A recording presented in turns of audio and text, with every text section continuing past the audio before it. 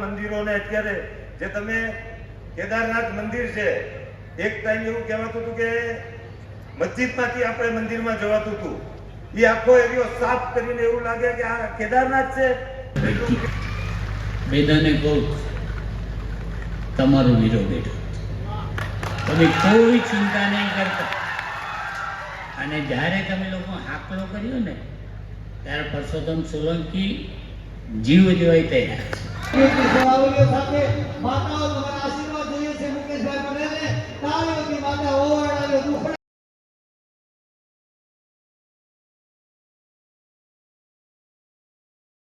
Hello YouTube family, નમસ્તે, સીતારામ. અમારા નવા વિડીયોમાં તમારું સ્વાગત છે. કેમ છો બધા? મજામાં છે ને? બધા મજામાં થશો, અમે પણ મજામાં છીએ. તો ચાલો અમે આજ જાવી છીએ કૈલાશ ટેકરી, કૈલાશ ધામ નાની માળ. ત્યાં ભગવાન શ્રી ભોળિયાનાથના 12 જ્યોતિર્લિંગની સ્થાપના કરેલી છે અને મંદિરનું જીર્ણોદ્વાર ઉત્સવ છે. તો ચાલો અમે ઉત્સવમાં જઈએ છીએ અને જોરદાર આયોજન છે અમારે. ચાલો અમે જઈએ છીએ અને અમારે વિડીયો કન્ટિન્યુ બની રહ્યો અને જોરદાર આયોજન છે. અને કૈલાશ ધામ ફર્સ્ટ ક્લાસ આશ્રમ છે ને એકદમ તમને શાંત વાતાવરણ, મજા એવું છે. અને 108 ગામનો ગામ દોડો બંધ છે, કેમ કે 108 ગામ દોડો, 108નો ગામ દોડો ક્યારેય એટલામાં બંધ થયો નથી. આ પહેલી ફેર છે, પણ જોરદાર આયોજન છે. અમે તમને બતાવીશું અને અમારા વિડીયોને કન્ટિન્યુ બનાવી રહેજો. તો ચાલો એમ જઈએ છીએ. જોઈ શકો દોસ્તો, ભાઈનો કાફલો ઘેટી પહોંચી ગયો છે. નાની માં જોવા રવાના થઈ શકે છે.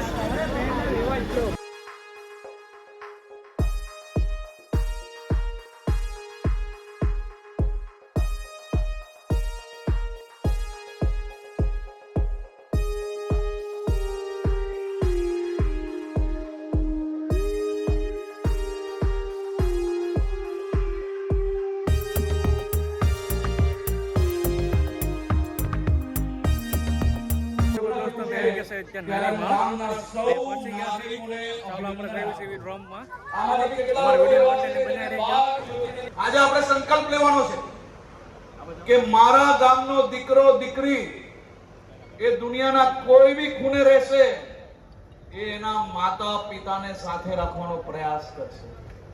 મારા ગામનો એક બી દીકરો દીકરી એ ગમે તેટલો મોટો બની ગયો હશે, પણ જો એના માતા પિતાને એકલા રહેવું પડે કે વૃદ્ધાશ્રમમાં રહેવું પડે, તો એવા દીકરા દીકરીનો 1 રૂપિયો બી ચાંદલો આપણે આપણા પરિવારના કોઈ કાર્યક્રમની અંદર કે સામાજિક કાર્યક્રમ કે ધાર્મિક કાર્યક્રમમાં નહીં લેશો. એવા સંકલ્પ જોડે આપણા ગામે આગળ વધવું જોઈએ તેવું મારું 100% માનવું છે. આજે ખાસ તો અને આજે મંજી કાકા અને લક્ષ્મીબાને સૌથી વધુ ખુશીનો દિવસ છે. અને આ ખુશીનો દિવસ એટલા માટે કે એમના બધા જ દીકરાઓએ ભેગા થઈ લક્ષ્મીબાની ઈચ્છા કે પછી મંજી બાપાની ઈચ્છા, એ ઈચ્છાને હાથમાં લઈને મુકેશભાઈ, જીતેશભાઈ, વિપુલભાઈ આ કામ હાથમાં લીધું અને આ કામગીરી પૂર્ણ કરી. હું એવું માનું છું કે મંજી બાપાએ આટલા વખતમાં જે બી મૂડી બનાવી ને, એ મૂડી કોઈ કામની નહીં, પરંતુ આજનો જે કાર્યક્રમ છે ને એમને એમના જીવનનો સૌથી ખુશીનો કાર્યક્રમ હશે તેવું મારું 100% માનવું. કારણ કે કોઈ બી દીકરા, કોઈ બી દીકરી એને જીવનની એના મા બાપ આખી જિંદગી ચપ્પલ ઘસી નાખે છે, રાત દિવસ મજૂરી કરે છે, એ માત્ર ને માત્ર એના દીકરા દીકરીનું ભવિષ્ય ઉજ્જવલ બને. અને એ દીકરા દીકરીનું ભવિષ્ય ઉજ્જવલ બનવા જોડે જોડે ઘરના સંસ્કારો એના જીવનની અંદર ટકી રહે તે વિશ્વાસ જોડે એના માતા પિતા રાત દિવસ મહેનત કરતા હોય છે. અને એ આવનારી પેઢીની અંદર મળ્યું છે. તે બદલ બી નગરના વિકાસ કાર્યોને આગળ વધારવા માટે કાર્યક્રમનો સમય થઈ જવાથી મારે નીકળવું પડશે. ખૂબ ખૂબ આભાર. ખુદાએ આદમનું સર્જન કર્યું ને પછી પેશ કર્યો એક હુર દ્વારા હૃદયની વાત આવી ત્યાં ફરિશ્તાઓ બોલ્યા દુબારા દુબારા. જેમને બીજી વાર સાંભળવાનું મન થાય એવા આદરણીય હર્ષભાઈ સંઘવી એ આપણી વચ્ચેથી વિદાય લે છે.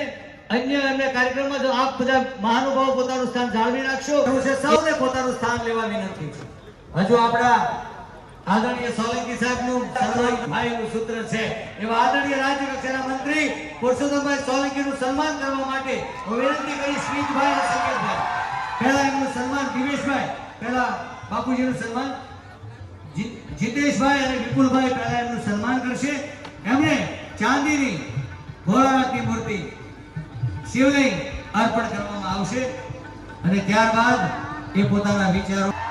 હા, હું વિજયભાઈ માંગુકિયા અમારા મહાદેવને વિનંતી કરીશ કે હીરાભાઈ સોલંકીનું સન્માન કરે છે. વિજયભાઈ માંગુકિયા મહાદેવ એમણે અમારા સુરતના કાર્યક્રમમાં સંકલનમાં બહુ મોટી સેવા આપી છે એવા વિજયભાઈ, અમારા મિતેશભાઈ, આ બધા મિત્રો હું ભાઈ શ્રી વિજયભાઈ માંગુકિયા મહાદેવને વિનંતી કરીશ કે હીરાભાઈ સોલંકી રાજુલાના ધારાસભ્યશ્રીનું બહુમાન કરે. એ તાળીઓની તમારી તાળીઓ ક્યાં ખોવાઈ ગઈ? તાળીઓનો ઝાકળ પડ્યો હોય એવું લાગે છે. હું છેક સુરતથી અહીંયા બોલવા આવ્યો છું. શું આ તાલુકાનો પાલીતાણા તાલુકાનું સબડિયાળા બોલાણી મારું ગામ છે એટલે હું આ તાલુકાથી પૂરેપૂરો ખૂબ વાકેફ છું, પરિચિત છું. આપણો તાલુકો પાણીદાર તાલુકો છે. ત્યારે આવો આદરણીય શ્રી હીરાભાઈ સોલંકી આ સમાજનો હીરો છે, હિરલો છે અને જેટલી તાળીઓથી વધાવીએ બાપ એટલા ઓછા. આવો હજી તો આપણા મુકેશભાઈ નું ભવ્યથી ભવ્ય સન્માન કરવાનું છે. હો, ત્યાં સુધી મારા બાપ એક પણ આપણું સ્થાન ન છોડશો. હજુ આપણે મહાનુભાવને સાંભળવા છે, સન્માન કરવા છે. ત્યાં સુધી બધા આવી જશે પણ મેં અભી રહીએ સુરત, અમને ગામડાની સિસ્ટમ ખબર ન હોય કે બધા ખેતરે એનું કામ પતાવી પછી 11 વાગ્યા પછી જ આવે એટલે હર્ષભાઈને અમે 1 કલાક ડિલે કરાવ્યું.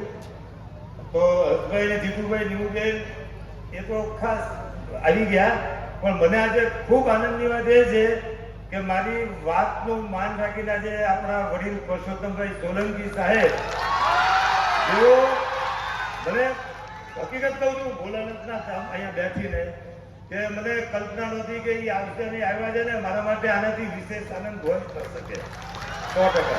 આપનો ખૂબ ખૂબ આભાર પુરુષોત્તમભાઈ, ભાઈ સોલંકીભાઈ, એમના પુત્ર દિવ્યેશભાઈ, દરેકનો ખૂબ ખૂબ આભાર. અને અમારા વડીલ વલ્લભમામા સવાણી, જીવરાજ દાદા, આમ તો સુરત અમારા બધા વડીલો આવ્યા છે પ્લસ અહીંયા જેટલા સાધુ સંતોજી આવ્યા છે એમને બધાને હું હૃદયથી નમન કરું છું.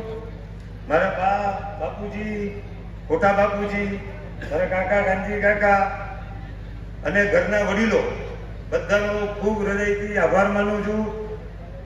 આ પ્રેરણા જે છે મંદિરની, એકચ્યુઅલી હું 10 વર્ષ સુધી કાઠિયાવાડ સાહેબ આવ્યો નહોતો એટલે વચ્ચે એવો ટાઈમ આવ્યો હતો 10 વર્ષ આવી જ નહોતો શીખ્યો કેમ કે અમારા દાદા સુરત રહેતા હતા, માં હતા એ સુરત રહેતા હતા, મોટા બાપુજી સુરત આવી જાય કરતા મળી રહેતા એટલે કઈ અહીંયા બીજું હતું નહીં, આવવાનું થતું નહીં.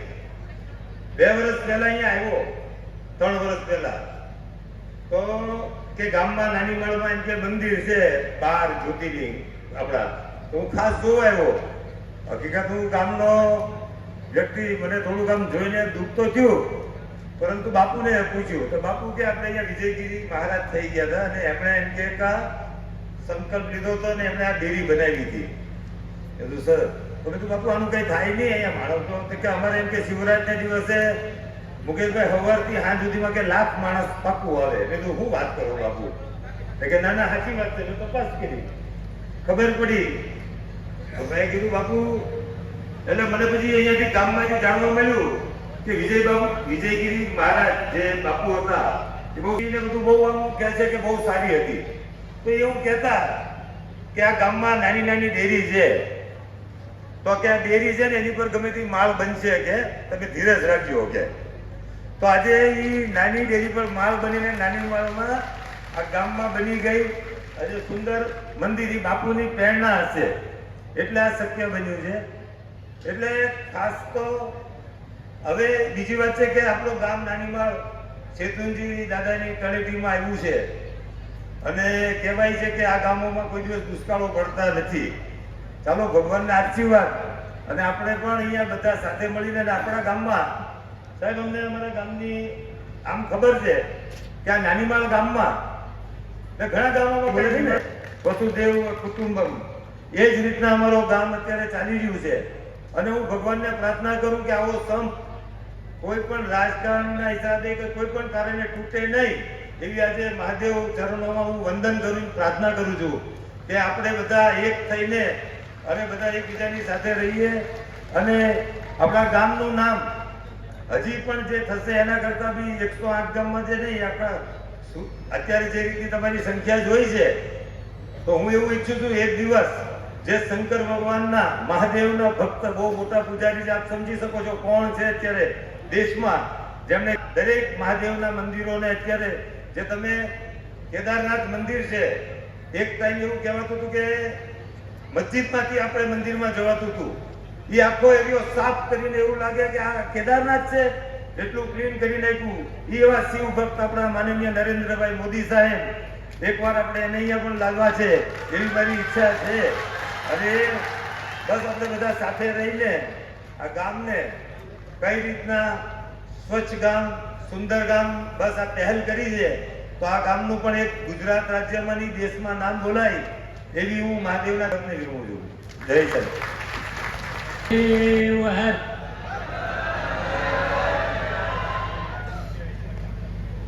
અહીંયા આવી પાલિતાણાના નાનીપાળ મુકામે શંકર ભગવાનના મંદિરની જેમણે અહીંયા વાતો કરી એવા મુકેશભાઈ પટેલ, મારો નાનો ભાઈ ધારાસભ્ય ભાઈ શ્રી હીરાભાઈ સોલંકી, સુરતથી વધારે સીએમભાઈ, જયંતિભાઈ, લવજીભાઈ બાદશાહ, રાજુ બાપુ, અન્ય સંતો, મહંતો અને સ્ટેજ પર બિરાજમાન તમામ આગેવાનો, મારી સામે બેઠેલ તમામ વડીલો, યુવાન દોસ્તો, મારી માતાઓ બહેનો અને નાના બાળકો,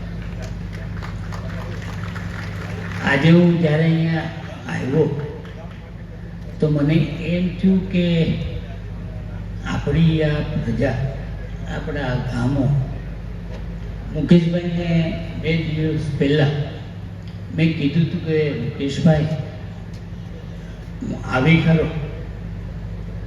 પણ આ વ્યવસ્થા બરાબર રાખજો, કોઈ પબ્લિકને કોઈ હેરાન ન કરે ને એવી વ્યવસ્થા કરજો. વિચાર કરતો તમને બધાને ખબર કે હું વધારે ભાષિત ન કરતો, કેમ કે ભાષણ વધારે કરવું એનાથી કાંઈ નથી થતું.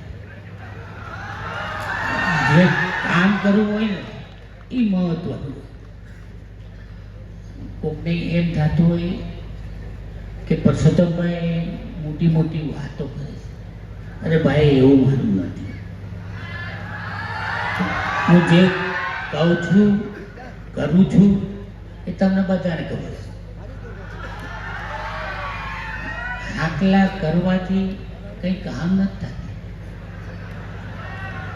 અમારા આગેવાન છે મુકેશભાઈ, એમને 2 દિવસ પહેલા મેં કીધું કે હું ચોક્કસ તમારા પ્રોગ્રામમાં આવી સંતોનું કામ, શંકર ભગવાનનું કામ પણ 2 શબ્દ તમને કહીશ. ભાષણ નથી કરતો એનું મહત્વ એમ નથી, ભાષણ કરવાથી એ કંઈ કામ નથી થતા. મારે જે કરવાનું ને એ તમારી બધાની સેવા. અને મેં મારી જિંદગીમાં હું 35 વર્ષનો હતો, આજે 30 વર્ષ થઈ ગયા. મેં તમારા બધાની સેવા કરી છે. મેં કોઈ પેટમાં કપટ ન કરે. મને અહીંયા બધા અહીંયા બધા ધારાસભ્ય બી હતા. મેં કે દિવસ કોઈ કંઈ નથી કામ કર્યું એવો કોઈ એક દાખલો દેખાડો. મેં નથી કર્યું. મારા પેટમાં પાપ નથી. જે મારે ત્યાં ગાંધીનગર આવ્યો, મારી ઓફિસમાં હું બેઠો તો એ લોકોને ચા પાણી પીવડાવું, અને બપોરનો ટાઈમ હોય અને હાંજનો ટાઈમ હોય તો હું પહેલાં પૂછું કે તમે જમીને આવ્યા? ન જમ્યા હોય ને તો અહીંયા બધા જમીએ. મને બધું નથી આવડતું અને રાજકારણનું માણસ નથી હું, કેમ કે મને બધું ઘણા મને કે વ્યક્તોમાં તમે બધાએ સાંભળ્યું અને આજે હું કહું છું કે માનવીની પાસે એ માનવી નહીં આવે, એ જી તારા દિવસ એ ભાળીને દુખિયા આવે રે, આવકારો મીઠો આપજે એવી. મારે ના જે આવે તો એને મીઠા આવકાર આપ્યા. મારા પેટમાં કોઈ કપડ ના.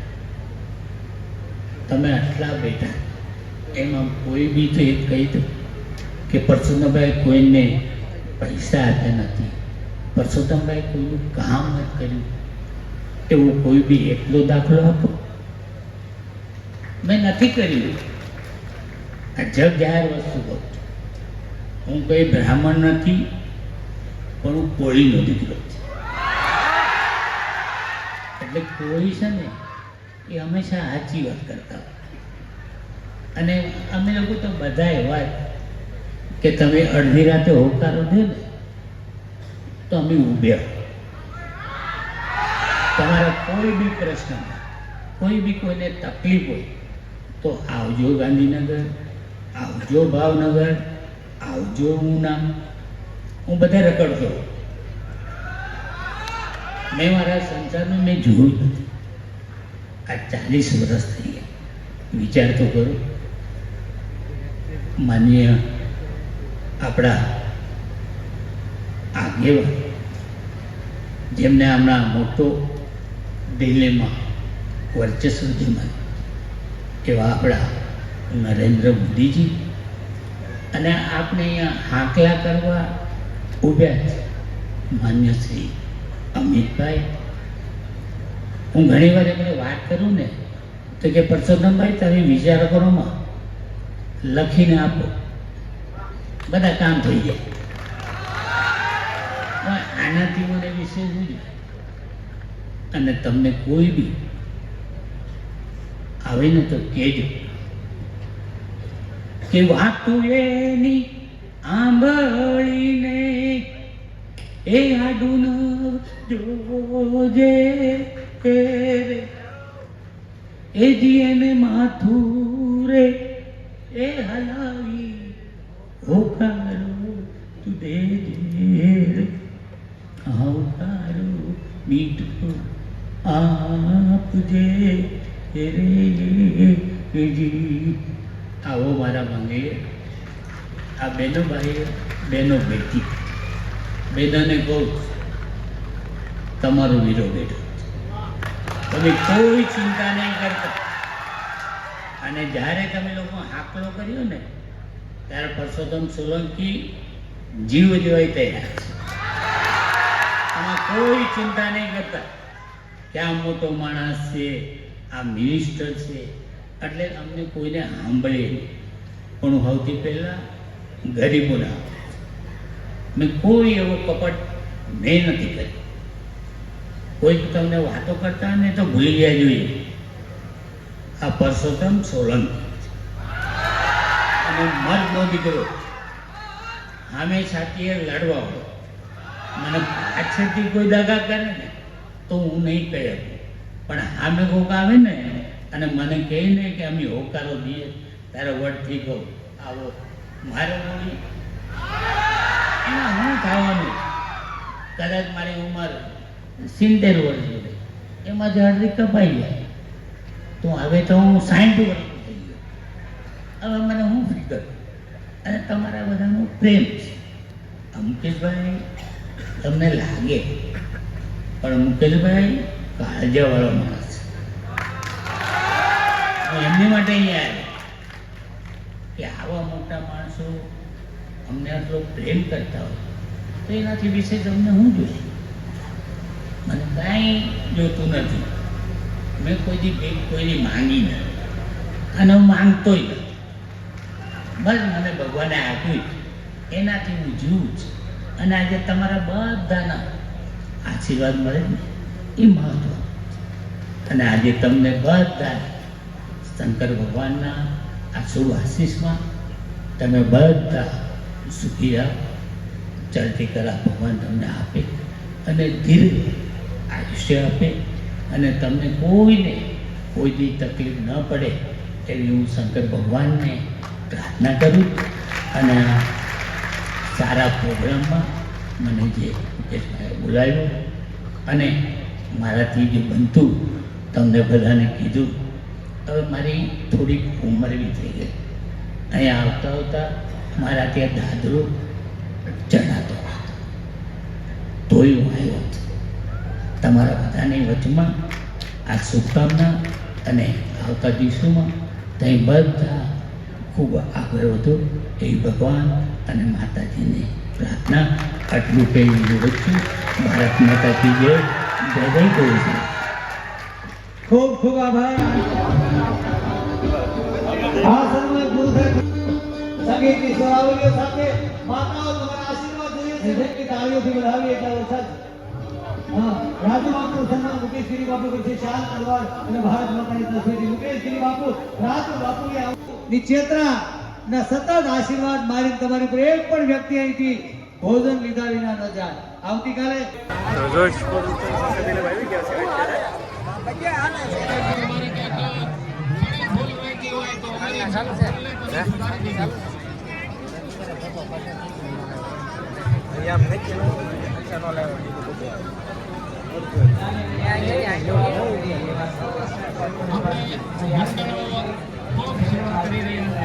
નાની મામા ભેગા થઈ ગયા છે અમારા કંટ્રીના થઈને કઈ છે બોલે ભાઈ સરસ મજાની પરસેદીનું આયોજન છે અહીંયા. ચાલો આપણે પરસેદી લઈ જઈએ.